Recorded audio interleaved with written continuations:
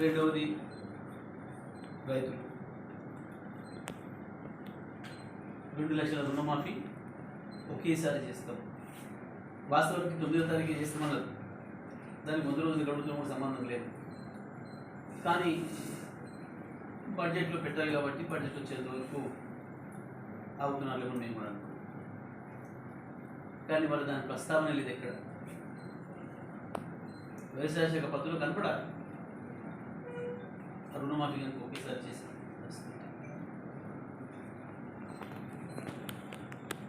రైతు బంధు 10 నుంచి 15 ఇస్తామన్నారు. పేరు మారుస్తామన్నారు. దానికి సంబంధించిన డబ్బులు అమౌంట్ సంబంధించింది ఇక్కడ ప్రస్తావన లేదు. 500 బోనస్ అన్ని పంటలకు,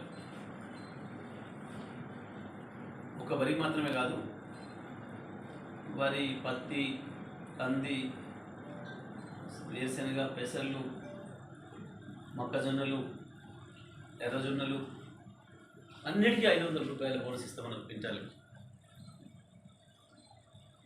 ప్రతి సంవత్సరం కనీసం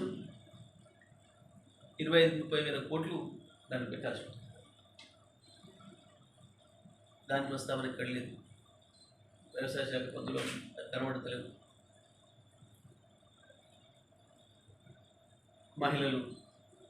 మహిళలను కూడా దారుణమైన మోసం.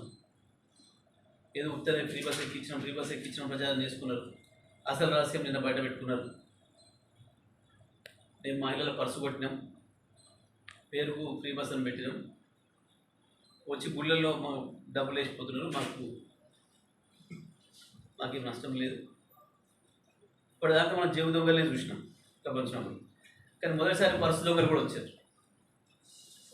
మహిళా తల్లులు జాగ్రత్తగా చూసుకోండి. నిన్న ముఖ్యమంత్రి గారు శాసనసభలో మాట్లాడుతూ అసలు రహస్యం బయట పెట్టండి.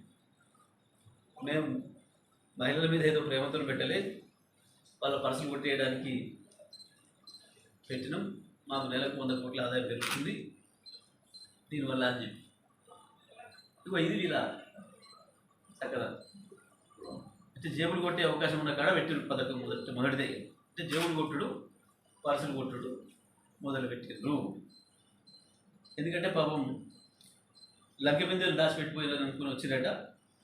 ఈ లంకె బిందెలు దొరకకపోయేసరికి జేబులు కొట్టుడు, పర్సులు కొట్టుడు మొదలుపెట్టుకుంటున్నారు.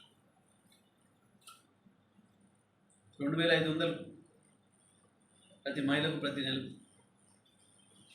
25-26 వేల కోట్లు. మరి ఆడ 2 రూపాయలు కూడా పెట్టలేదు. ప్రజలకు కూడా తెలియాలి. అమ్మ, మీకు ఇచ్చే పథకాలు ఏవైనా సరే తప్పకుండా బడ్జెట్లో పెట్టి బడ్జెట్ శాంక్షన్ అయితేనే మీకు పథకాలు వస్తాయి. ఇక మీకు 100 రోజులు లేదు, 1000 రోజులు కూడా రావు. ఎందుకంటే బడ్జెట్లో శాసనసభ అంగీకరించాలి దేనికి రూపాయలు ఖర్చు పెట్టాలని. మీ శాఖ పద్ధతుకు ఇగో మేము ఈ పలానా కార్యక్రమాన్ని చేయడానికి ఈయన డబ్బులు కేటాయిస్తున్నాం అని చెప్పి శాసనసభ అనుమతి తీసుకోవాలి. బడ్జెట్ అంటే ఇక్కడ ప్రస్తావన లేదు.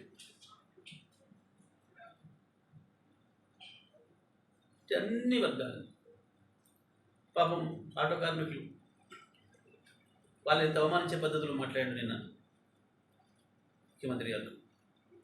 వాళ్ళు ఏదో ఆర్టిస్టులని, జూనియర్ ఆర్టిస్టులని, ఆటోలను ఏదో తెచ్చి తగలబెట్టుకొని డ్రామా చేసిండ్రని. సరే, వాళ్ళు 10,000 డిమాండ్ చేస్తున్నారు. ఓకే, కనీసం నువ్వు సంవత్సరానికి ఇస్తున్న 12,000 రూపాయలు దానికి సంబంధించిన ఎక్కడ లేదు బడ్జెట్లో.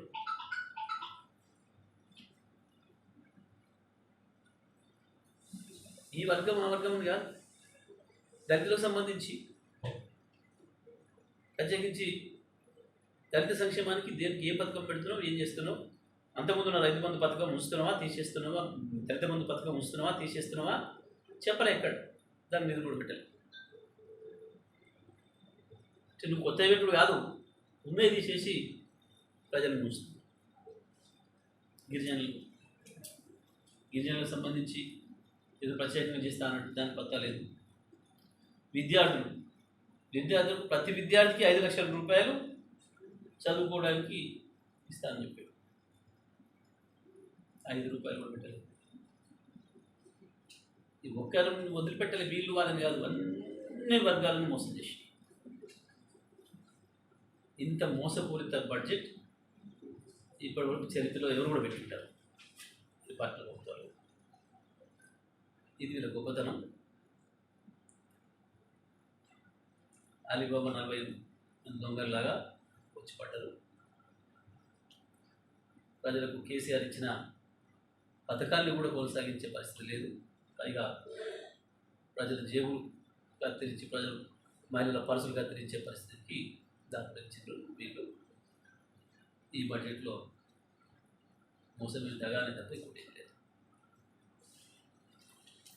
గృహజ్యోతి పథకం 200 యూనిట్లు అందరికీ మాఫీ అని చెప్పిండు. మీరు మా మేనిఫెస్టో తీసుకోండి, వాళ్ళ సభల ఉపన్యాసాలు ఒకసారి చూసుకోండి. అందరికీ 200, ప్రతి గృహ వినియోగదారుడికి 200 యూనిట్ల వరకు ఫ్రీ అని. ఇక దానికి ఏం కొత్తగా ఇవేమి తెచ్చుకునే ఎక్కడ లేదు. సింపుల్గా మీరు ఎస్పీడీసీఎల్, ఎంపీడీసీఎల్ 2 సంస్థలకి మీ దగ్గర ఉన్న గృహ వినియోగదారులు ఎవరైతే ఉన్నారో మొత్తం అందరూ వాళ్ళకి నెల నుంచి 200 యూనిట్ల వరకు బిల్ తీసుకోకండి, బిల్ చేయకండి, ఆ పైన మాత్రమే బిల్ చేయండి అని చెప్పి సరిపోతుంది. ఏం లేదు, 1 నిమిషంలో వరకు రిపోర్ట్ ఇస్తారు, కొట్టి మీకు బిల్ పంపిస్తారు. మీరు ఆ పైసలు ఏదో ఆ 2 సంవత్సరాలకి ఇస్తే సరిపోతుంది. దానికి సంబంధించిన బడ్జెట్ పెట్టారు.